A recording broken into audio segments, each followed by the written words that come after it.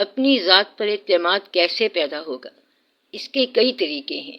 ایک طریقہ تو یہ ہے کہ کسی کی بات پر اعتماد کرو اور اعتبار کرو اور اس سے پوچھو کہ آپ کا انجام بخیر ہونے والا ہے کہ نہیں۔ یہ اس سے پوچھیں جس کو آپ گرو کہتے ہیں، پوچھ اس سے جو منظور ہے فطرت کی گواہی، تو صاحب منزل ہے کہ بھٹکا ہوا راہی۔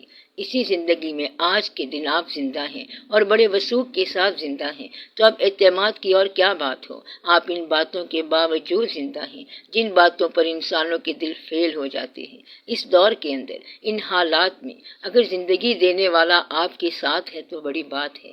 جس کا آج کا دن خیریت سے گزر گیا اس کے لیے یہ بڑی بات ہے۔ جس کو اپنے جیسا کائنات میں اور کوئی نہ ملے، اب اس کو اور کیا چاہیے۔ اس نے تم جیسا بندہ ہی نہیں بننے دیا، یعنی کہ وہ خود تو وحدہ لا شریک ہے نا، اس نے تمہیں بھی یکتا بنایا، ایسی شکل والا بنایا کہ اس طرح کی اور شکل نہیں ہے، نہ ماضی میں، نہ حال میں اور نہ مستقبل میں۔ وہ انسان کے چہرے کو اتنی یکتائی عطا کرنے والا ہے، تو آپ کو اور کیا چاہیے۔ وہ کہتا ہے کہ کائنات میں کوئی بھی شکل تم جیسی نہیں ہوگی، کبھی بھی نہیں۔ اللہ وہ پیمانہ ہی توڑ دیتا ہے، وہ سانچہ ہی توڑ دیتا ہے۔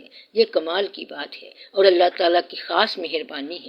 یہ کنفیوژن پیدا نہیں ہونی چاہیے کہ ہم ٹیمنگ ملینز ہیں، یہ انسان کے بچے، یہ کیڑے مکوڑے ہی ساری کائنات ہیں۔ اللہ تعالیٰ نے لامحدود فاصلے بنائے، ستارے بنائے، خوبصورت کائنات بنائی۔ انسان دیکھ دیکھ کے ہول کھاتا ہے۔ کئی ستارے اتنے ٹھنڈے ہیں کہ خیال بھی یخ ہو جائیں اور کئی اتنے گرم ہیں کہ خیال کھول جاتا ہے اور انسان اڑ جاتا ہے۔ اتنی خوبصورت کائنات بنانے والے نے انسان کو بنایا اور اس نے خود ارشاد فرمایا کہ یہ اشرف المخلوقات ہے، یہ احسن تقویم ہے، یہ میری کائنات کی تخلیق کا سبب ہے۔ یہ مقام اس نے آپ کو عطا فرمایا۔ اللہ تعالیٰ نے یہ کہا کہ تمام مخلوقات میں انسان از دا بیسٹ اور دا کراؤن آف کریشن ہے۔ پھر اللہ نے کہا کہ مذاہب میں میرا سب سے پسندیدہ مذہب اسلام ہے۔ انسانوں میں اللہ میاں کو سب سے زیادہ پسندیدہ انسان حضور پاک صلی اللہ علیہ وسلم ہیں۔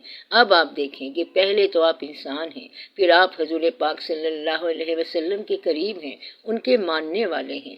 اللہ کے لیے اس سے زیادہ قرب اور کسی کو نہیں ہے۔ تو آپ کے لیے بڑی بات ہے کہ ایک تو انسان ہے، پھر حضور پاک صلی اللہ علیہ وسلم کی امت سے ہیں اور جیسے بھی ہیں ان کے نام لیوا ہیں۔ یہ آپ لوگوں پر بڑا احسان ہے۔ اپنے آپ پہ اعتماد قائم رکھیں۔ آپ کو اگر اللہ نے سزا دینی ہوتی تو یہودیوں کے گھر پیدا کرتا۔ شکر کرو کہ اس نے آپ کو مسلمان پیدا کیا ہے۔